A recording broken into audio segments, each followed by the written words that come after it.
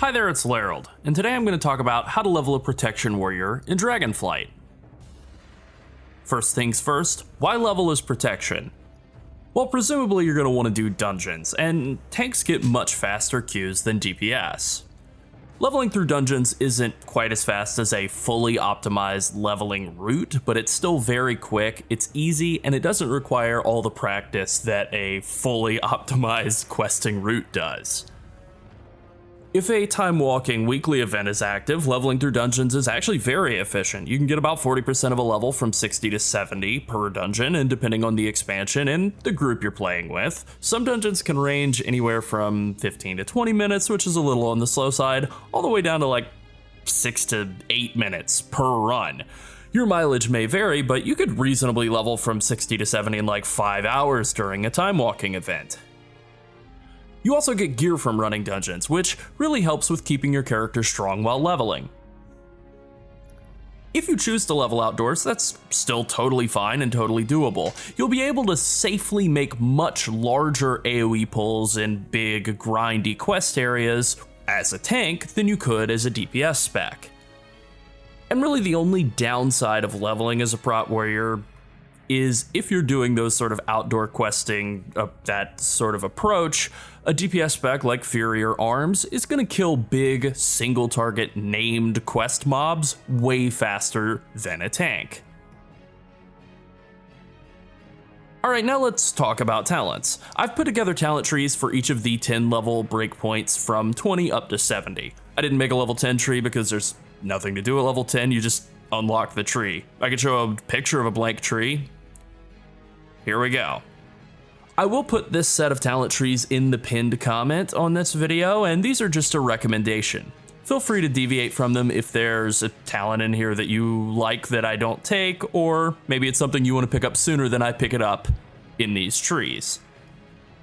The main things that you're going for in the talent trees early on are just more damaging skills, more shield block uptime since that is your main defensive skill, and more defensive tools in general.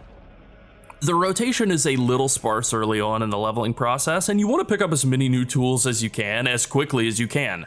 Just simply having more buttons to press makes you a lot stronger. Alright, so here I have some talent trees, one for each 10 level increment, 20, 30, 40, and so on. And we'll just start with the level 21, which is definitely the simplest of them.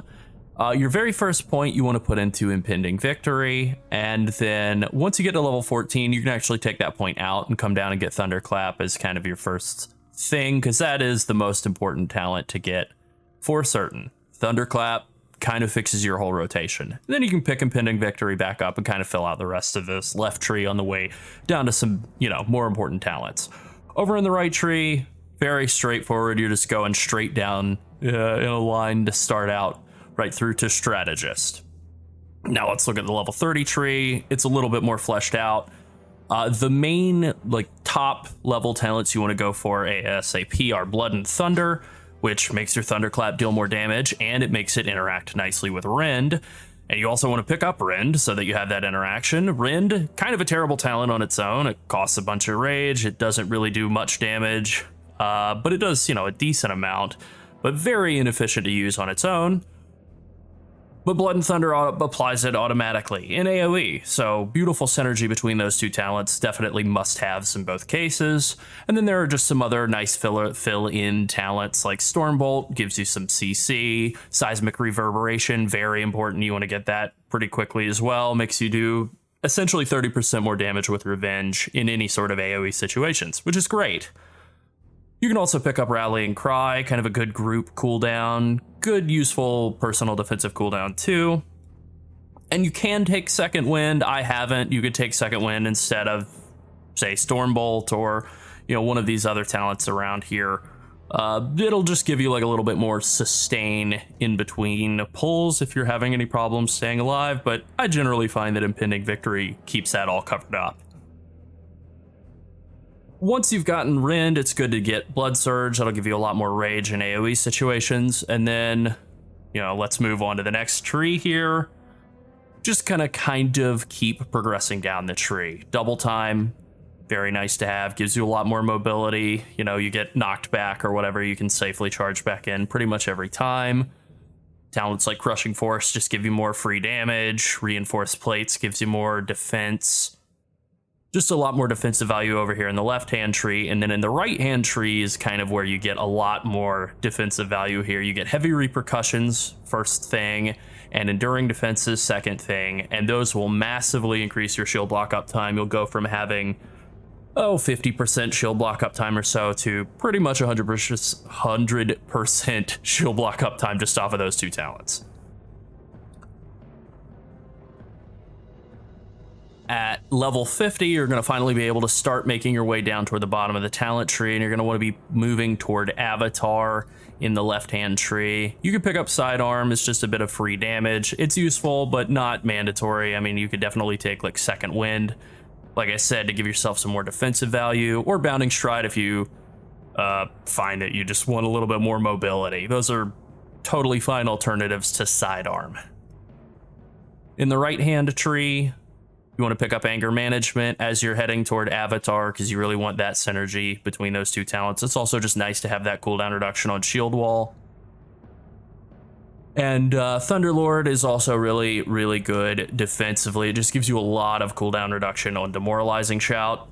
Similarly, over here on this right-hand side of the tree, you can pick up Tough as Nails. It's not an amazing talent, but once you have this synergy of Heavy Repercussions and Enduring Defenses giving you tons of shield block uptime, you're basically going to be blocking every auto attack that comes in, and being able to return a bunch of damage with every block is really, really good. Punish gives you a lot more damage and a good bit more damage reduction as well, so just another good talent to pick up.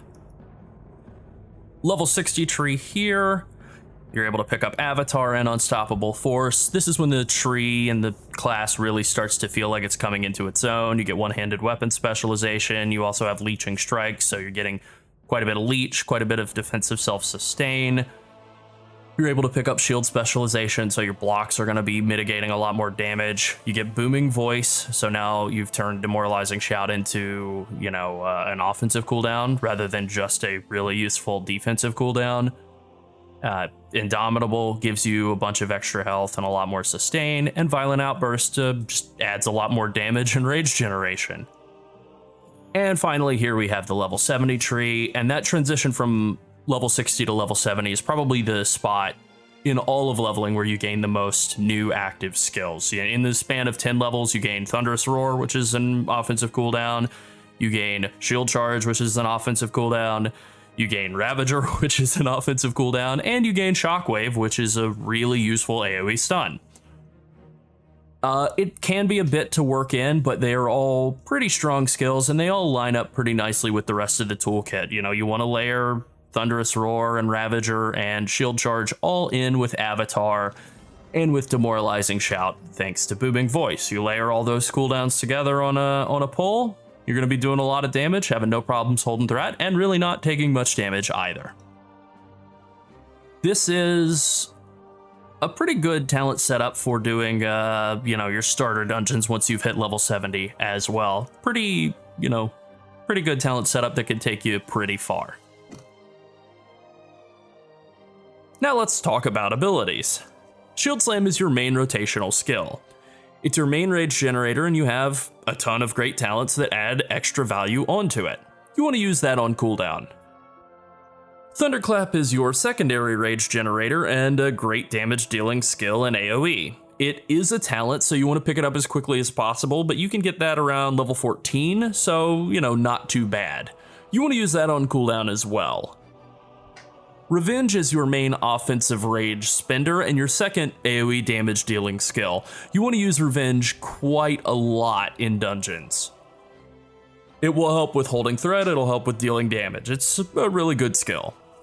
Execute is your single target rage spender, and it's only usable when enemies are in execute range or if you've talented into sudden death and you get a proc.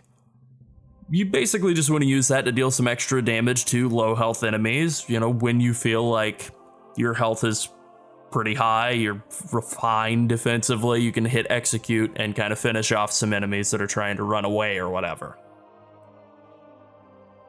Now let's go over your main defensive skills. You have Shield Block, which you want to maintain as much as possible while tanking.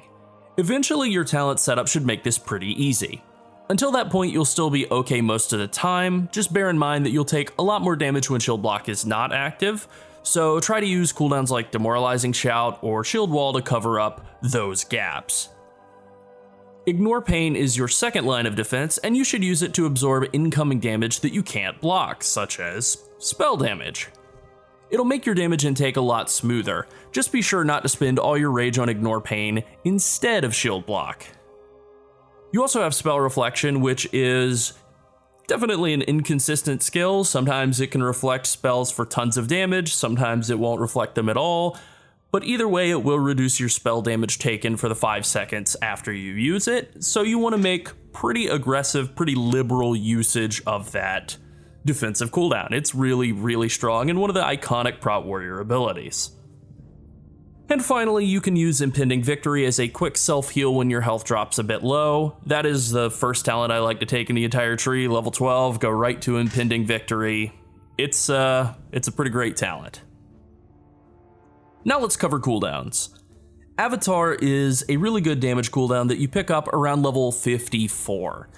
That is a little deeper into the leveling process than maybe I would prefer, but it is what it is. Once you talent into Unstoppable Force right below Avatar, your Thunderclap hits super hard while Avatar is up, and it should be your core skill in any AoE situations when you have Avatar running. At that point, your rotation during Avatar looks something like Thunderclap, Shield Slam, Thunderclap, Revenge, Thunderclap, something else, Thunderclap, blah blah blah. Using your offensive cooldowns as a warrior is fairly simple. You just want to use Avatar as much as you can. The same goes for Ravager and Shield Charge. As for defensive cooldowns, you want to be liberal with Shield Wall and Demoralizing Shout. Their cooldowns are pretty short as you progress through the talent tree. The same goes for Spell Reflection. You know, it's again just a skill you really want to use pretty much anytime you're taking any sort of spell damage. Last Stand is a skill that is a bit different from all the rest of your cooldowns. You can use it proactively. You know, you're about to go into a big pull, you know you're going to take a lot of damage, you can Last Stand beforehand, or if you take a big hit that you weren't prepared for and your health drops really low, you can hit Last Stand as a reactive skill to give yourself and your healer a lot more breathing room. It's a really, really good defensive cooldown because of that versatility of being usable for basically any kind of purpose. Rallying Cry is fairly similar. It is on the global cooldown and it's only half as effective as Last Stand, you know, compensated for the fact that it is a group cooldown instead of just a personal cooldown, but you can use it while leveling pretty much just as a personal cooldown. Now let's talk about how to pull while playing a Protection Warrior. This is something I always want to emphasize when talking about how to play a tank, because pulling can be a little overwhelming for newer players, and it's one of the most important things to get right. Mobs are at their most dangerous at the start of a pull, other players are more likely to pull threat, and making sure you get all the mobs gathered up and attacking you is really important. Warriors are one of the easier tanks to hold threat on, thankfully. I pretty much just like to start out by charging in and hitting Thunderclap. It really is like that simple.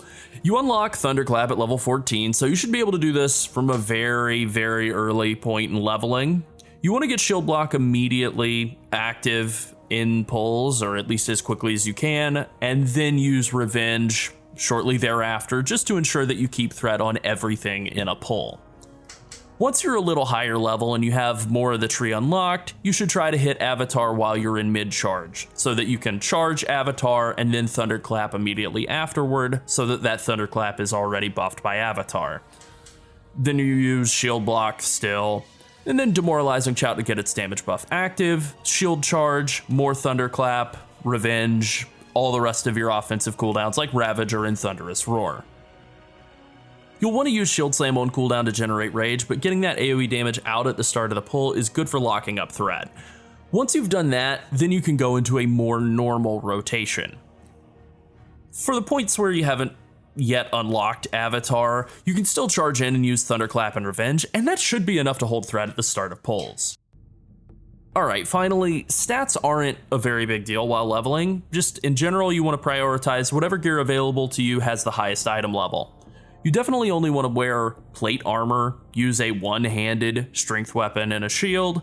That's all pretty much a given, but after that, just go for max item level.